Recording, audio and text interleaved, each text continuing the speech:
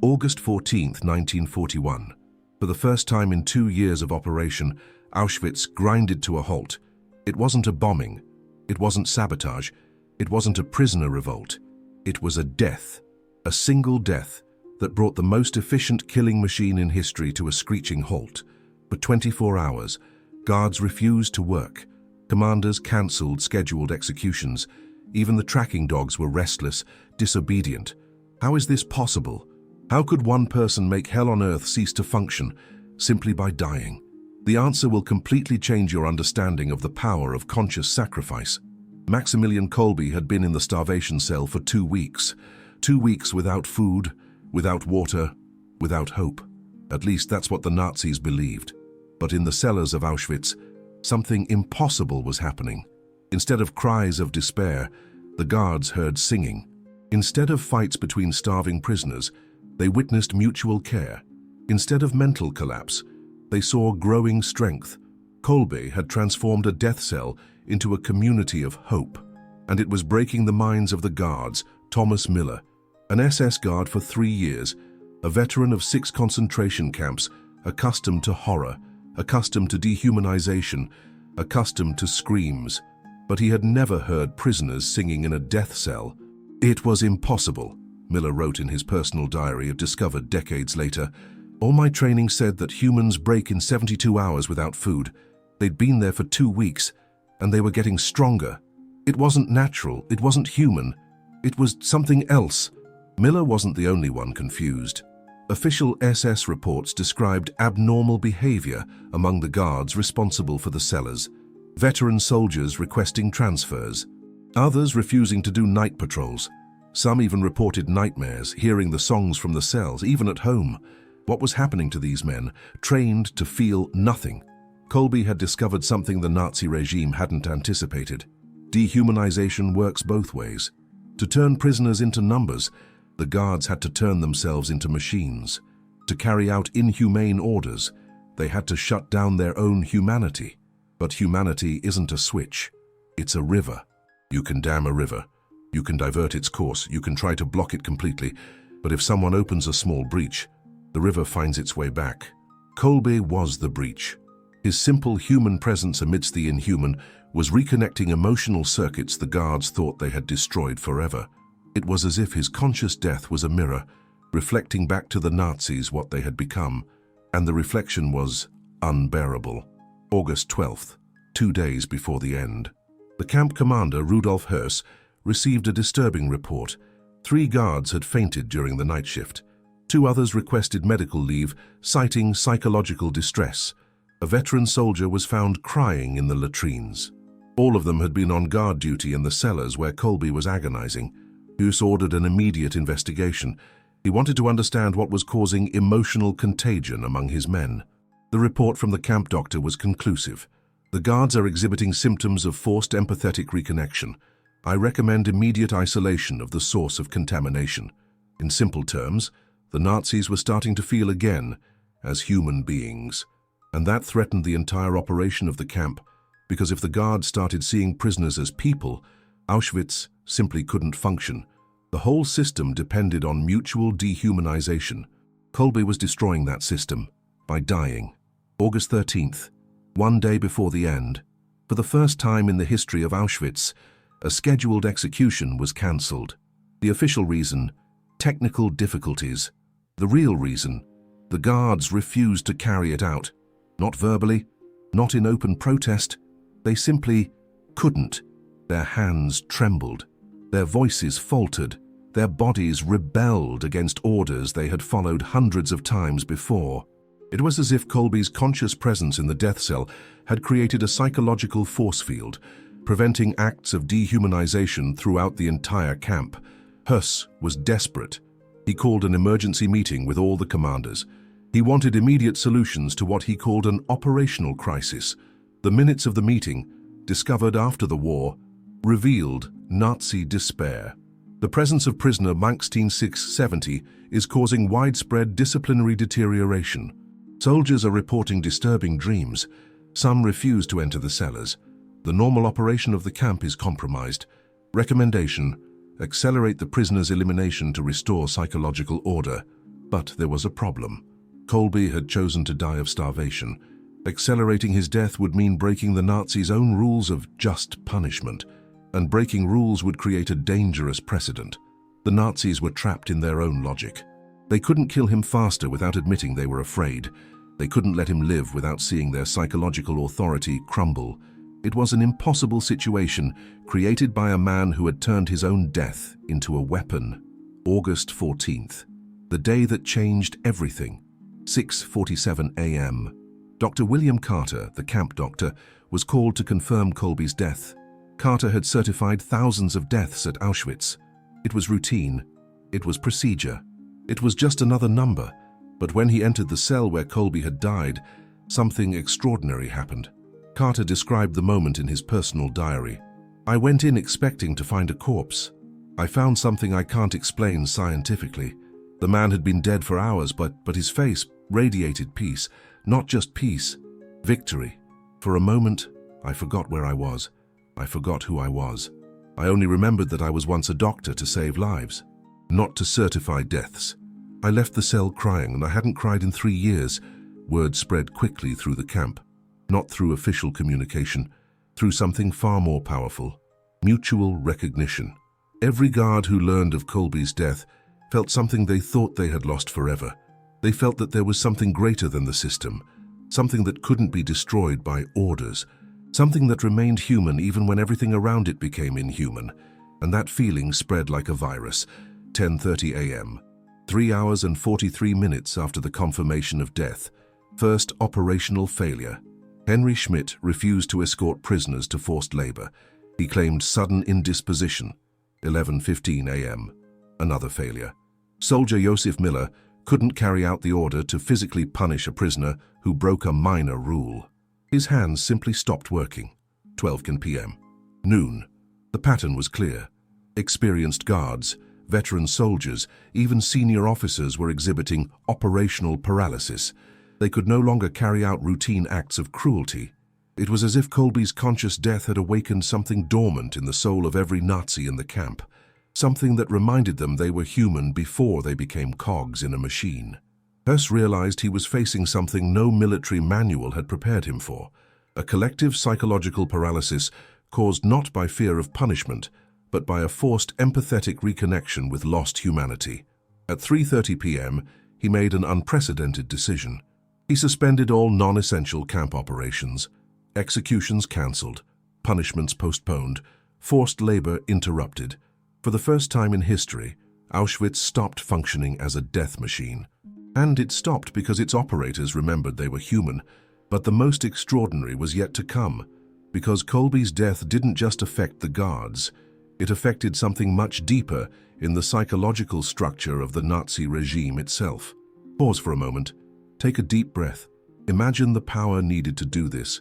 One person, one death, paralyzing the most efficient dehumanization machine ever created. Comment with one word defining what you're feeling right now. Just one word, because what I'm about to tell you will reveal how Kolbe discovered the breaking point of organized evil, and why that discovery forever changed our understanding of the true power of individual integrity against corrupt systems. What happened in the next 24 hours proved that there is something in every human being that totalitarian systems can never completely destroy. Something that can be awakened at the right moment, in the right way, by the right person. And when it awakens, it breaks any system based on the denial of humanity. Kolbe had found the code for the destruction of institutionalized evil, and that code was in his own conscious death. 4 p.m., an hour after the paralysis began. Rudolf Höss was facing the biggest nightmare of his military career. His most experienced soldiers were behaving like traumatized recruits. His most routine operations were failing. His perfect dehumanization machine was jamming, and all because of a dead man. Höss made an emergency call to Berlin. He needed immediate guidance on how to deal with widespread psychological contamination. The conversation, recorded by the Nazis themselves and discovered decades later, revealed the despair at the top of the hierarchy. Herr Kommandant, explain again. A prisoner died and your soldiers stopped functioning? Jawohl. They can no longer carry out basic orders. They claim physical indisposition, but the doctors find nothing. And what exactly did this prisoner do? Nichts. Absolutely nothing. He just died the right way. Silence on the line. For the first time in the history of the Nazi regime, Berlin had no protocol for the situation. How do you fight an enemy who uses their own death as a weapon? How do you restore order when the problem isn't rebellion but reconnection with humanity? How do you keep soldiers functioning when they remember they have a soul? 6 calories p.m., 2 hours of paralysis. Dr. Bock made a disturbing discovery. He was analyzing medical reports of the indisposed guards when he noticed an impossible pattern. They all presented the same symptoms: palpitations, cold sweat, trembling hands, sudden insomnia, but they weren't symptoms of illness. They were symptoms of emotional awakening, signs that dormant neurological systems were being reactivated. It's as if something has reconnected empathetic circuits that had been disconnected by training, Bock wrote in his confidential report. The men aren't sick. They're starting to feel again. And feeling was incompatible with the functions they performed. 8 p.m., 4 hours of paralysis. Henry Schmidt, the guard who first refused to work, did something unthinkable. He sought out other guards who were experiencing the same indisposition. He found 12 men in the same situation. For the first time in years of service at Auschwitz, Nazi soldiers gathered not to plan military operations, but to share something they couldn't name. Schmidt described the meeting in his post-war confession. We looked at each other and saw something we thought we had lost. We saw that we were still human under the uniforms. We talked about the prisoner who had died singing, about how he transformed horror into hope, about how he reminded us of who we were before we became this. For the first time in 3 years, we didn't talk about orders or protocols. We talked about what it meant to be human. It was the first cell of human reconnection formed within Auschwitz. And it was growing. 10 cows p.m., 6 hours of paralysis. Höss received a report that left him in total panic. The indisposition was spreading to guards who hadn't even had direct contact with Kolbe. It was like emotional contagion. Soldiers who heard the stories about Kolbe's death began to question their own actions, to remember their families, to wonder how they would explain their work to their children. The Nazi regime had created a machine based on emotional disconnection. Kolbe had discovered how to reconnect emotions en masse, and emotional reconnection was lethal to any system based on dehumanization. Midnight. 6 hours of paralysis. Thomas Miller, the veteran guard from 6 camps, made a decision that would change his life forever. He left Auschwitz. He didn't request a transfer. He didn't wait for orders. He simply left. He left a letter on his bed that would become one of the most disturbing documents ever found on Nazi psychology. I can no longer pretend I don't see what we're doing. The prisoner who died singing reminded me of who I was before I became this. He showed me that there was still something human in me. And if there is something human in me, I cannot continue participating in something inhuman. I prefer to desert and die as a human than to continue living as a machine. Miller was captured 3 days later and executed for desertion, but his letter spread clandestinely among other guards, and each guard who read it faced the same existential crisis. 2 a.m., 8 hours of paralysis. Höss was facing something unprecedented in Nazi military history, a psychological rebellion. The soldiers weren't rebelling against specific orders, they were rebelling against the people they'd become to follow those orders. This was the deepest, most dangerous kind of rebellion imaginable, because soldiers who recover their humanity can no longer function in dehumanizing systems, and without functional soldiers, dehumanizing systems simply stop. Höss made a desperate decision. He summoned the camp's military chaplain, a Lutheran pastor who had been co-opted by the regime, and ordered him to neutralize the spiritual influence of the dead prisoner. The conversation between Höss and the chaplain was recorded. "Pastor, you need to explain to the men that that prisoner wasn't special, that his death means nothing." "Herr Kommandant, I can't." "What do you mean, you can't?" "Because I felt it too. When I learned how he died, I also remembered why I became a pastor. I remembered that my job was to connect people with the sacred, not to validate the profane." Even the military chaplain had been infected by Kolbe's conscious death. 4 a.m., 10 hours of paralysis. The crisis was spreading beyond the guards. Prisoners reported that administrative officers were making mistakes in the records, execution documents being lost, orders being misinterpreted. It was unconscious psychological sabotage. People who worked in the bureaucratic apparatus of Auschwitz were unconsciously creating obstacles to the functioning of the death machine. Their conscious minds still followed orders, but their unconscious minds, reactivated by Kolbe's death, were resisting. It was as if the entire psychological infrastructure of the camp was simultaneously rebelling. 6 a.m., 12 hours of paralysis, dawn of August 15th. Höss faced a concentration camp that could no longer concentrate on anything. His executions were suspended due to technical difficulties. His guards were massively ill. His officers were making systematic errors. His own soldiers were deserting or having psychological breakdowns, and all because one man had chosen to die the right way. Kolbe had discovered something that no resistance manual had ever taught. The most powerful weapon against dehumanizing systems is not violence. It's conscious humanity, taken to the extreme.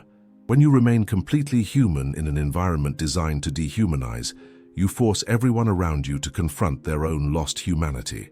And that confrontation breaks any system based on the denial of humanity. 8 a.m. 14 hours of paralysis. Höss received a direct order from Berlin. Restore normal operations immediately, or you will be replaced. But how do you restore operations that depend on people functioning like machines when those people remember they are human?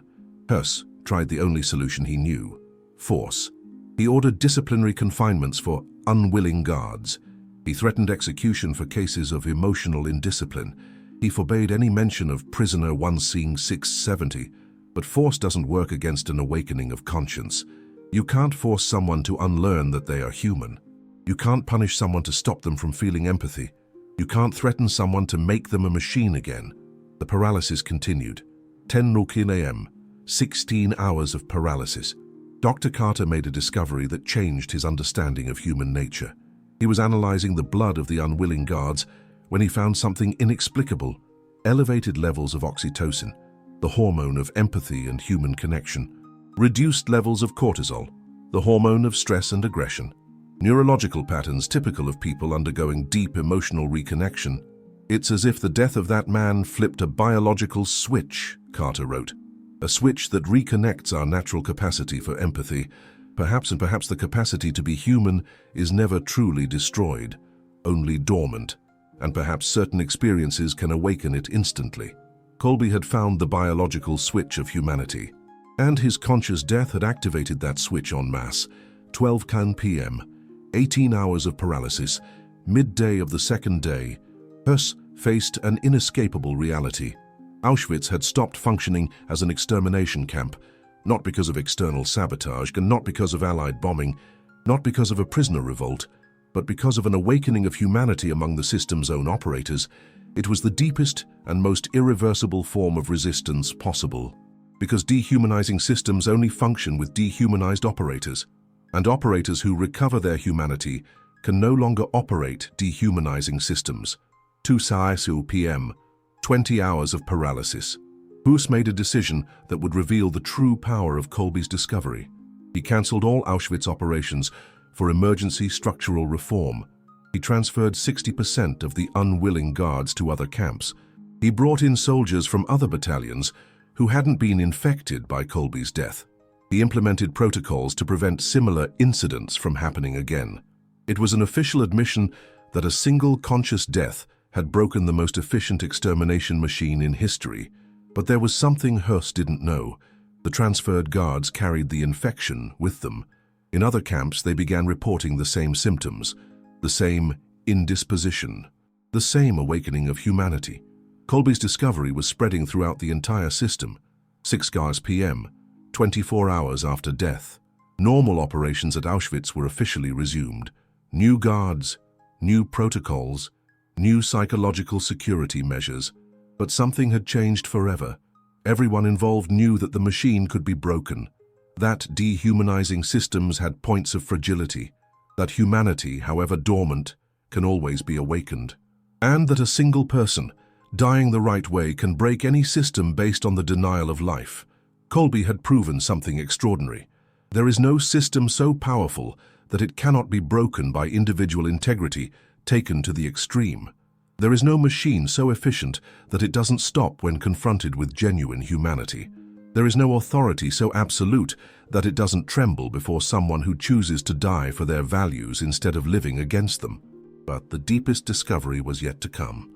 Because what happened at Auschwitz in those 24 hours revealed something about human nature that would forever change our understanding of resistance, transformation, and the true power of conscious sacrifice. Something that explains why Kolbe's death continues to be studied by psychologists, sociologists, and experts in social change to this day. Before I reveal that ultimate truth, tell me in the comments, what do you think Kolbe discovered about human nature that shattered Auschwitz from me within? Because when you understand, you'll realize you carry within yourself the same power to shatter any system that tries to dehumanize you. The same power to reawaken humanity in environments that try to destroy it. The same power to transform your own integrity into an irresistible force for change. Kolbe's death revealed the secret code of human transformation, and that code is available to anyone willing to live, and if necessary, die, according to their deepest values. The code Kolbe discovered has a name: radical integrity. Not integrity as an abstract moral concept, integrity as a physical force that shatters systems, integrity as a weapon of social transformation. Let me explain exactly how it works. Oppressive systems depend on one thing to function: people who betray their own values to keep the system running, guards who execute orders they despise, officials who implement policies they deem wrong, people who say yes externally while screaming no internally. Dehumanizing systems are maintained by people who choose survival over integrity.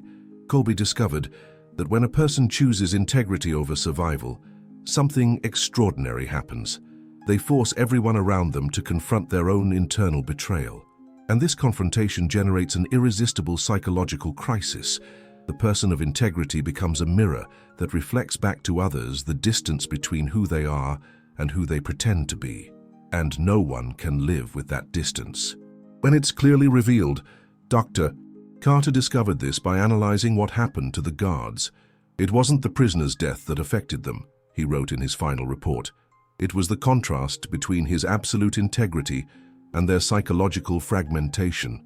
He died being exactly who he was. They lived being the exact opposite of who they were. When those two realities met, something had to break, and it wasn't his integrity. That was it. The secret code of human transformation. Radical integrity works like a psychological virus that exposes and heals mass internal fragmentation. But there's an even deeper layer to this discovery. 3 months after Kolbe's death, Dr. Carter made an observation that changed his life forever. He was analyzing the long-term reports of transferred guards when he noticed an impossible pattern. Guards who had been contaminated by Kolbe's death could no longer function efficiently in any concentration camp. It didn't matter where they were transferred. It didn't matter how much time passed. It didn't matter what new training they received. Once they had experienced reconnection with their humanity, they could no longer completely disconnect. It was as if Kolbe had installed humanity software that couldn't be uninstalled.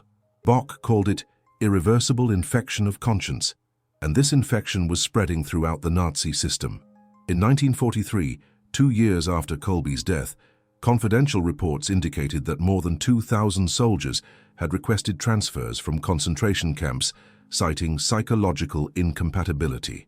Many specifically mentioned having heard stories about the prisoner who died singing.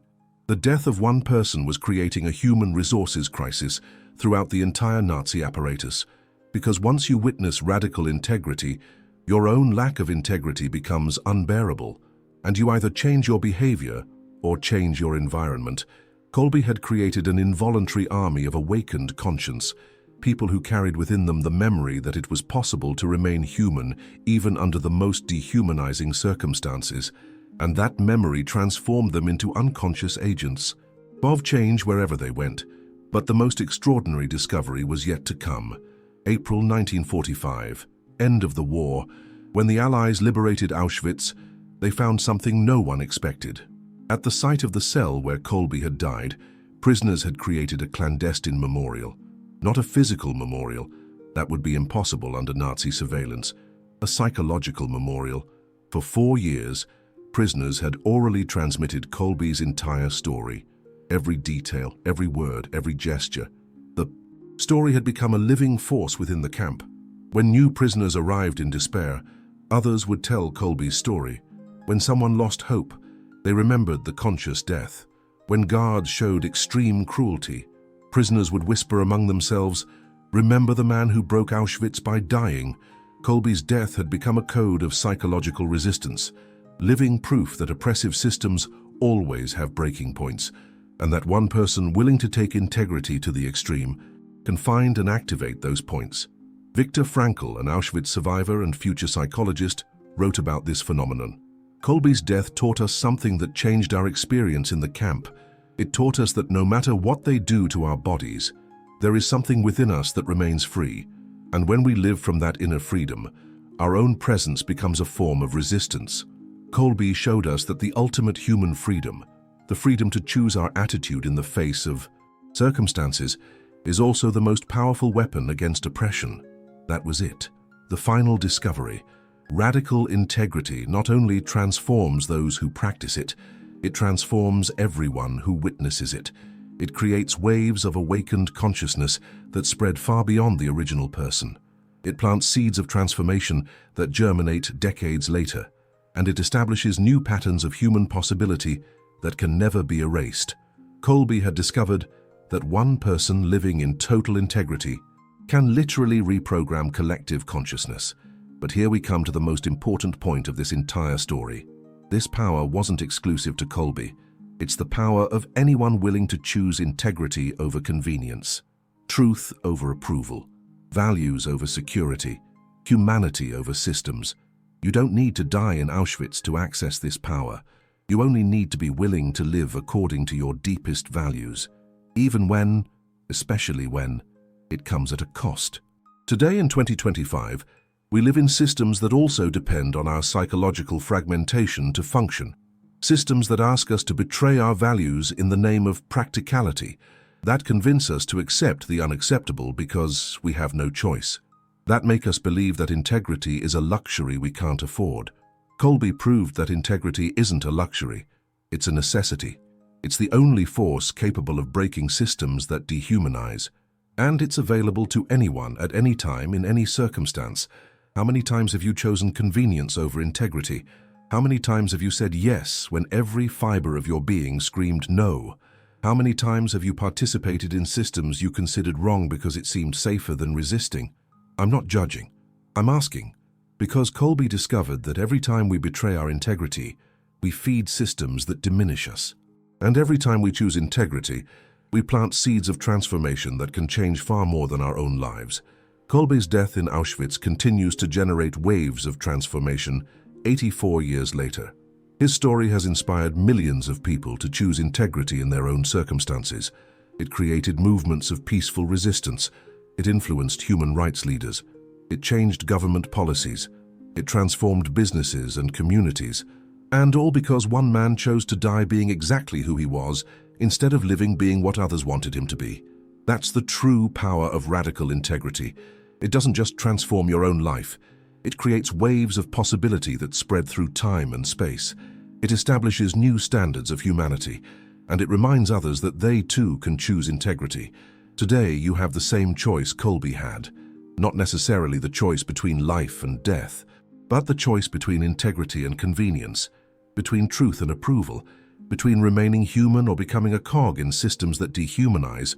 The question isn't whether you have the power to change the world. The question is whether you're willing to use the power you already have. The power to choose radical integrity in your own life. The power to refuse to betray your deepest values. The power to live in a way that forces others to confront their own fragmentation. The power to plant seeds of transformation that can germinate in places and times you'll never imagine. Kolbe didn't know his death would shut down Auschwitz for 24 hours.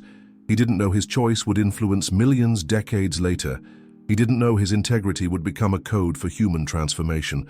He only knew he couldn't live betraying his deepest values, and he chose to die being exactly who he was. That choice changed the world. Your next choice of integrity can change yours, and through yours touch lives you'll never know, in places you'll never visit, at moments you'll never witness. Because radical integrity is viral. It spreads through example. It multiplies through inspiration.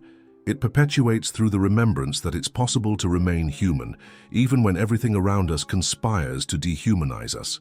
August 14th, 1941. A man died singing in Auschwitz, and his death caused the most efficient extermination machine in history to stop completely. For 24 hours, humanity beat the system.